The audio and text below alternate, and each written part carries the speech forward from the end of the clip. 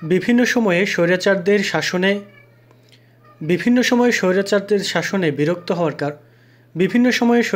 শাসনে বিরক্ত হওয়ার কারণেই দেশের মানুষ জামায়াত ইসলামীকে নেতৃত্বে দেখতে চায় বলে মন্তব্য করেছেন দলটির নায়েবে আমির ডাক্তার সৈয়দ আবদুল্লাহ মোহাম্মদ তাহের।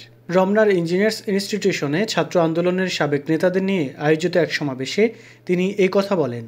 আবদুল্লাহ মোহাম্মদ তাহের বলেন, যারা লুটপাট করে দেশকে বিপদে ফেলে পালিয়ে গেছে তাদেরকে এদেশের মানুষ আর গ্রহণ করবে না। স্বৈরাচারদের শাসনে বিরক্ত হওয়ার কারণেই মানুষ এখন জামায়াতকে নেতৃত্বে দেখতে চায়। তিনি বলেন, এই দেশের মানুষ শুধু স্বৈরাচারের পতন ঘটায়নি, দেশ থেকে বিতাড়িত করেছে।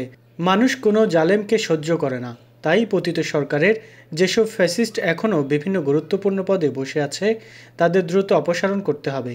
জামায়াতের নায়েবে আমির বলেন, অন্তর্বর্তী সরকারকে প্রয়োজনীয় সময় দিতে চায় জামায়াত, কিন্তু আমরা চাই সরকারও সংস্কারের একটা রোডম্যাপ দিক।